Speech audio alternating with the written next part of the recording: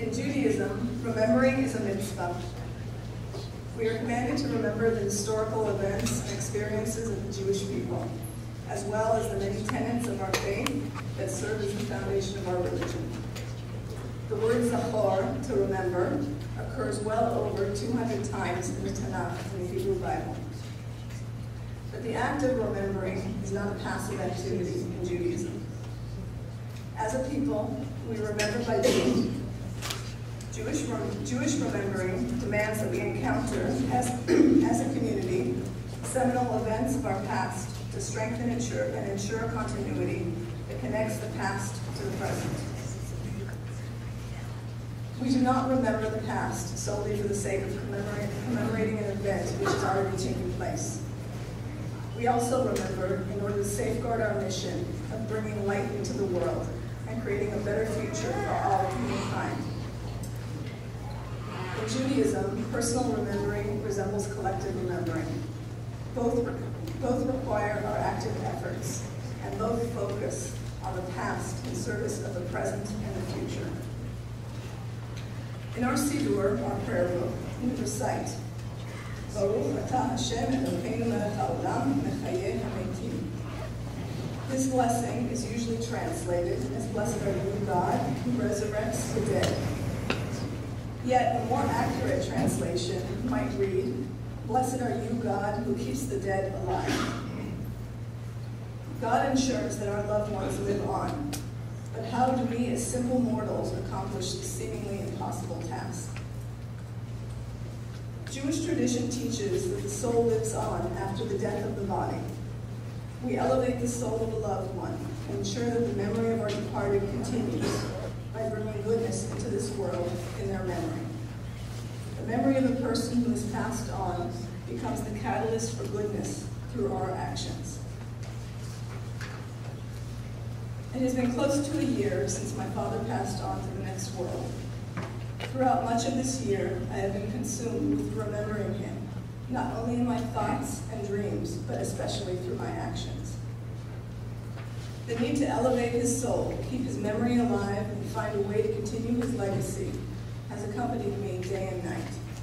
The need to remember everything he accomplished in his lifetime has been my constant companion. But the act of remembering my father's legacy does not allow me to dwell on the past. It forces me to look to the future. By taking actions that reflect the values that my father held so dear throughout his life, I am able to keep my father's memory alive. My father's name, Chaim, means life. Through my actions, I strive to keep him and his memory alive so that he is not forgotten, and so that his soul merits an everlasting life. As many of you know, I, along with the assistance of the rest of the Asa family, have initiated a synagogue building project in Israel, in my father's memory, for the Zahavi-Asa congregation to which I belong. Before his passing, I shared with my father my intention to build a synagogue in Israel dedicated in his honor. Upon hearing this, he lit up, smiled, and put his hand on his heart. In his final hours, I understood that this would please him greatly, and that this would be a meaningful way to honor his many years of service to the Jewish people and the state of Israel. Many of you have already contributed to this project, and for this I express my deepest appreciation. This project reflects many of the values for which my father stood throughout his life. These include the importance of Jewish community, Am Yisrael, people of Israel, and Eretz Yisrael, the land of Israel. The synagogue was my father's home away from home. A building already exists on these premises, right outside here, named in honor of him and my mother, the Asa Center for Lifelong Jewish Learning. A synagogue that bears my father's name and his beloved Israel would serve as a monumental tribute to my father's memory and his life's work. My father prided himself on building bridges between Jews of different backgrounds. He embodied a Judaism that went beyond labels and categories such as Reformed, Conservative, Orthodox, secular, and religious. Remembering the life he led has inspired me to carry on his legacy by building a new bridge between Temple Beth Tikva, which my father served for over 30 years, and Zahavi-Asa, which will benefit from rebuilding his memory. This connection between a Reformed congregation in California and a modern Orthodox congregation in Israel will be unique because it creates a bond between two religiously diverse communities.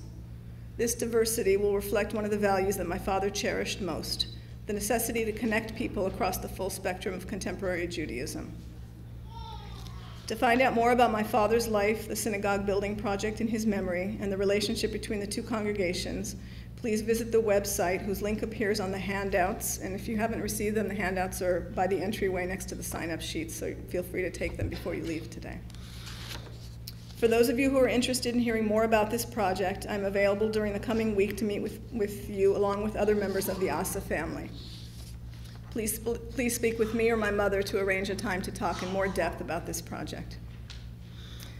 And finally, for those of you who have stories and memories about my father that you would like to share, we ask you to do so on the website. Again, the link is on the page. We are creating a repository of memories about my father for future generations, especially for the benefit of the Asa grandchildren. We would be honored if you would join us by enriching the memory of Rabbi Chaim Asa in this way.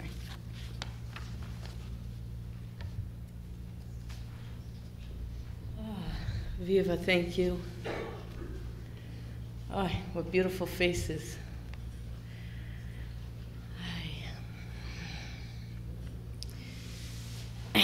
It is my honor and pleasure to introduce our friend and neighbor, Congressman Ed Royce.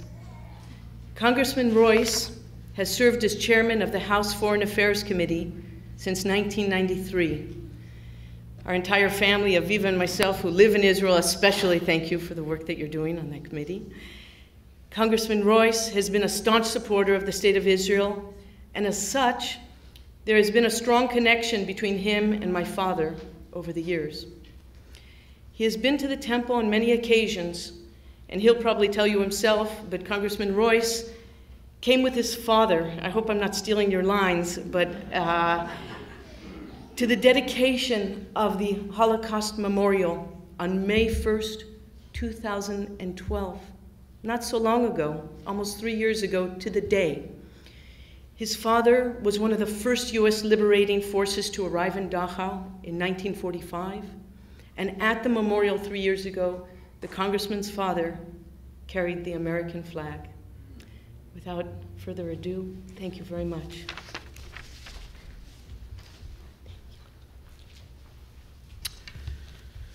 Well, thank you. I must say, as a neighbor of Rabbi Chaim Asa and Elaine, living around the corner, Marie and I, over the years, especially given the foreign policy enthusiasm that the rabbi had for talking about these issues, got to know Chaim pretty well. And the irrepressible Chaim, and I learned a lot. He told me a lot about his life, and a lot about Israel, a lot about his hopes for this country and for the future and for peace. But I never really realized how wide a net or wide an influence he had until I started running into people all over Southern California who knew him. And I think one of the most unusual situations, we had put my mother in Leisure World down in South Orange County, and I went down there to see her once, and she said, let's go to dinner here. She says, Rabbi Chaim Asa speaking. He's funny and insightful. And I said, yes, Mom, he is. And I began to realize, there were so many people whose lives he touched, but especially with his humor. And his ability to give insight through humor, any sense of life. This temple here, he talked a lot about his vision. This was one vision he realized with the help of so many here in this room. But on his passing, when I got the phone call, I did go down to the speech of the House of Representatives, and some of you have seen that speech or heard that speech. But I thought what I would do today was just give the remarks that I gave on the floor of the House of Representatives when he passed away. Mr. Speaker, I rise today to honor the life of my neighbor and friend, Rabbi Zahavi-Asa, who passed away at the age of 83. His presence in the Jewish community of Orange County and beyond will be greatly missed. Rabbi Asa's contributions as a spiritual leader since the mid-1960s and as Rabbi Emeritus of Temple Beth Tikva in Fullerton have had a strong and positive impact on the community. His life story is full of remarkable accomplishments. As a Holocaust refugee from Bulgaria, he fought in Israel's War of Independence. Rabbi Asa was also known for co-founding the congregation Emmanuel in Buenos Aires, for rescuing a Romanian refugee from Turkish authorities, and saving a Jewish university student from Argentine authorities. His involvement in every local, regional, and national cause concerning the welfare of the State of Israel and its people is well known. He was instrumental in the development of many of the Jewish organizations, including Jewish Federation and Family Services, that serve the Jewish community today. Additionally, Rabbi Asa contributed to building the Holocaust memorial called Garden of the Righteous. It stands to educate people on the Holocaust in order to prevent a historic tragedy from repeating itself. I know that Rabbi Asa has touched thousands of lives over the years.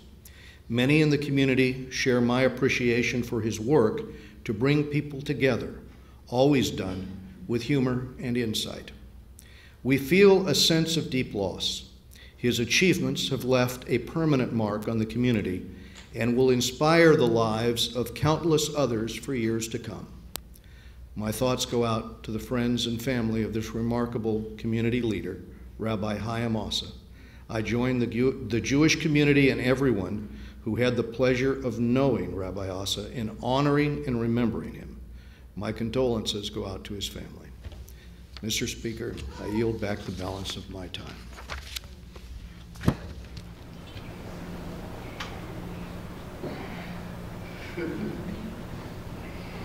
I just had a vision of a year ago. Dr. Carrie Teplinsky was not only my father's cardiologist, but a dear friend who was with the Asa family until the very end of Abba's life. He was the person that gave my father the medical care that allowed him to live long enough, those extra few days, until all 4 of his children arrived from different corners of the earth to say goodbye. A very special person, Dr. Carrie Teplinsky. Thank you.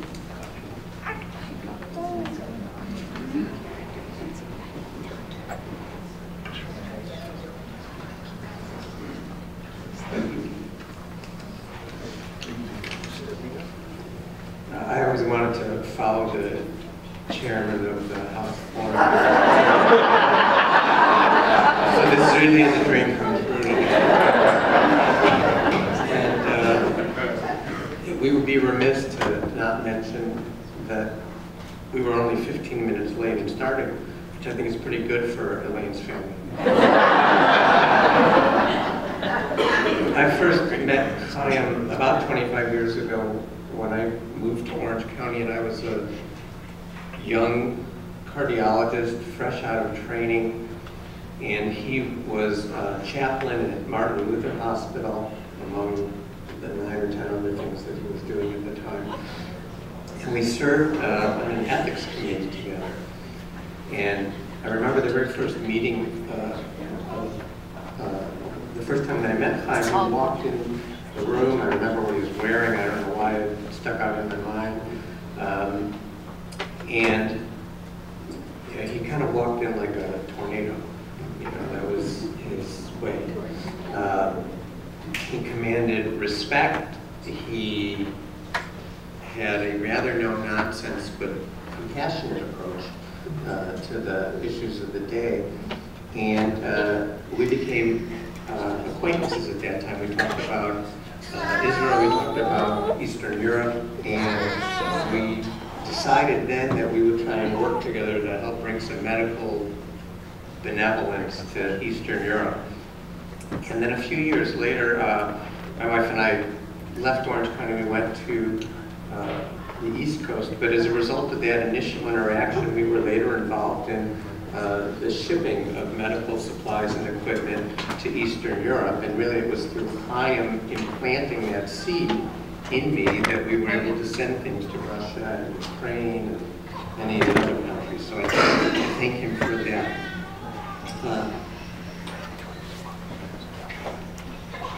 Chaim was looked after by one of my colleagues, but he decided he wanted to switch his care to me. And twice in my life, I'm really rather anal about not being late for my patients. And twice in my life, I have had patients have to leave because I was in the middle of an emergency or I had some obligation I couldn't make it back on time. The first time was my initial appointment with Chaim, which is not something you want to do. And the only other time I ever missed an appointment with a patient was a year ago at Chaim's funeral. And I wasn't able to get back in time to see the patient, so I thought it was kind of ironic that the whole loop closed like that. Now, Chaim eventually did become my patient, so we went from being an acquaintance to becoming a patient, and then we went to becoming a friend. And it's generally my practice that I don't want to take care of friends. For a variety of reasons, and I think most of you can probably understand why that's the case. But Chaim was somebody that I just couldn't let anybody else take care of. I had to take care of him. I don't know what it was that drew me to him. I remember back before his kidneys ever failed, back when we were considering whether or not he was going to have transplant, and shortly thereafterwards, he got so sick.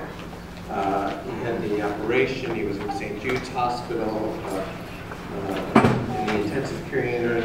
He was in the intensive care unit for a long time. I remember visiting him over there with Elaine and Aviva, and eventually he made his way back to the hospital that I worked at, and everybody was willing to give up on Chaim. Nobody thought Chaim would make it. But I just didn't think it was Chaim's time yet. And I just wouldn't let them give up on Chaim. And I'm not sure why that was, and I'm not trying to flatter myself in any way, shape, or form. There was just something about him. He, of course, never gave up. He fought for everything. And of course, he survived that, eventually went on to be on dialysis, and then Sandy and I and our daughter Tasha moved to Jerusalem. And I had the great pleasure of visiting Chaim in the dialysis center in Jerusalem. Because eventually he couldn't travel anywhere without having dialysis set up in advance. And he's actually the first, last, and only dialysis patient I've ever sat with during a dialysis session, certainly in Jerusalem, let alone here. And Chaim's first words to me always were, "So how's Sandy?" I could never even get a word out of my mouth before he started asking about my family. And sometimes he would counsel, and sometimes he would, just listen.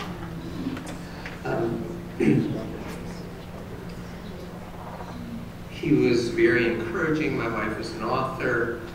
Chaim was always encouraging her in her work. I went to a conference to hear him speak one time about the Torah scrolls, about some of the many Torah scrolls that he had. And he stood before everybody there and he said, "You must read this book." It was Sandy's book, and I'm sure he disagreed with 80% of what was in it, because we didn't necessarily think alike about certain things. But still, he was always so encouraging and endorsing. And then, of course, as he got sicker, I got to spend more time with he and Elaine, and our family spent time together. And I got to see something in the Asa family that helped me understand why I was so drawn to Chaim. It was just a type of love that we don't get to see very often, not just in the medical community, really in the world. They still exude something that I'm sure most of you have had the privilege to see. And then a little over a year ago, I had just gotten back from Israel, and one of my partners asked me to come in on a Sunday to help him with a procedure that he needed help with. It was a 2-person procedure. And Chaim was in a bed about 5 doors down from him. And during the procedure, the nurses announced, there was an emergency in the ICU. And I stuck my head out and asked who it was, and they said it was, Rabbi Asa. And so at that point, I just said, "You're on your own," and I left and ran into the room, and Eliana and Elaine were there, and it was not a good time for Chaim. And there were lots of other doctors around, and they were doing all the right clinical things, and basically they were ready to say it was time. Chaim had died, and I said, "No, I know this man. Get out of the room. I'm going to take care of him." And it was really a precious thing. I wouldn't let anybody else take care of Chaim. And as Leora mentioned, that Sunday turned into a few days and children started to arrive from around the world. And at Chaim's last, we were all, I count it a privilege, and I'm sure that Miriam counts it a privilege also, as somebody who wasn't in the family, to be able to be there when Chaim died. And before Chaim died, Eliana said to him, "Abba, bless Carrie." And he stuck his hand out in his weakened state, and he just said the Aaronic benediction over me, and I just felt like, what a blessing to have been able to be part of his life, and it's something that I hold forever. So not everybody, not every family gets to be around their loved one at the moment of their passing. And we never know when that's going to be, but I was just so blessed to be able to be part of the precious Asa family.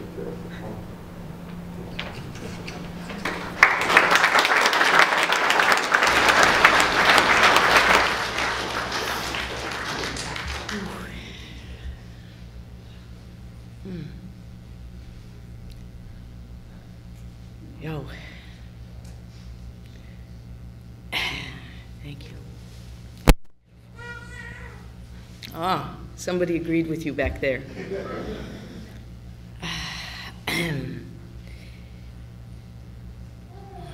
We're starting to get the pieces together, starting to see a beautiful picture, which is the life that I think we as a family have lived, and been blessed with so many friends and family to share it with. Aaron Cohen is a childhood friend of my father's from Bulgaria. They each made Aliyah to Israel separately in the 1940s, but did not know of each other's whereabouts. Decades later, my Uncle Harvey, over there, in a chance meeting with Aaron in Los Angeles, began to talk about Bulgaria and mentioned that his brother-in-law was also Bulgarian. Now I'm going to make little quotes. You're going to correct me if I'm incorrect, but, "Oh, really?" says Aaron. "And what's his name?" My uncle replied, "Zahavi-Asa." And Aaron fell silent, as the story goes. Upon recovering, Aaron shared that they used to play together in Bulgaria. And in the early 80s, they were reunited and worked on many Bulgarian projects together. Aaron Cohen, thank you.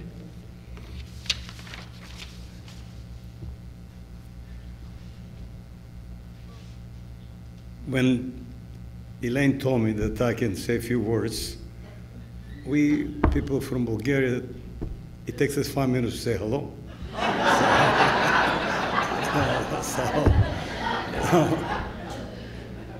When I was 10 years old, I was in Bulgaria going to a Hebrew school. This is before the upheaval started in Bulgaria. So they took us in a field trip, and we, of course, went to the Black Sea. And I was 10 years old, and I wound up in the house of Rabbi Asa. He had the most impressive parents. His mother was stunningly beautiful. His father was a very impressive man. And we were having dinner, and of course his mother started asking me questions. What's your name? I said, Aaron Cohen. And what's your mother's name? Esther Cohen. And she stopped. She said, no, wait a minute. I went to school, and I have to understand, that was in Bulgaria, for two ladies to go to high school at that time, right after World War I.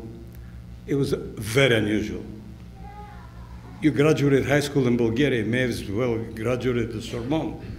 So she looked at me, she says to me, well, Esther Cohen, I went to school with her, but that was her maiden name. And I said, my mother's maiden name was Esther. And my uncle was a very prominent in Bulgaria at that time. He was the first Bulgarian president of a Franco-Bulgarian bank. And the second question was, he says, do you have an uncle by the name of David? I said, yeah, I do. He said, do you have a name? Anyway, it's very short. They went to school together. Don't forget, those days they didn't have emails or telephones, you know, so they had lost track of each other. So she gives me a letter, and I take it to my saintly mother, and shortly after that they came and they visited us. They visited us in Plovdiv. Now, I slept the night that night with Chaim. Now, Chaim, since he was a kid, he had a sense of humor. When we go to sleep, in Bulgarian, you say lekanosh, which means have a light night. He looked at me and he said, why do you say lekanosh? Have a teshkanosh. Let's have a heavy light. That was Chaim and I met after that. Now, I was 10 years old. Now, our paths separated.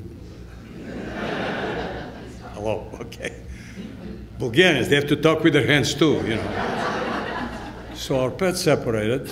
He moved to Israel, at that time Palestine, and me, in 13, there was a movement which is called the Youth Aliyah, and they sent me that time to Palestine. We both fought the war. It was in a different area, we never met. And then I was married to a lovely lady, and she had friends by the name of Harvey and Susan, Aliyah Shalom. So we go to dinner with them, and Harvey started, you have an accent. I said, me, accent? Said, come on. So he said to me, where are you from? I said, Bulgaria. Anyway, she told you, this is when Chaim and I met.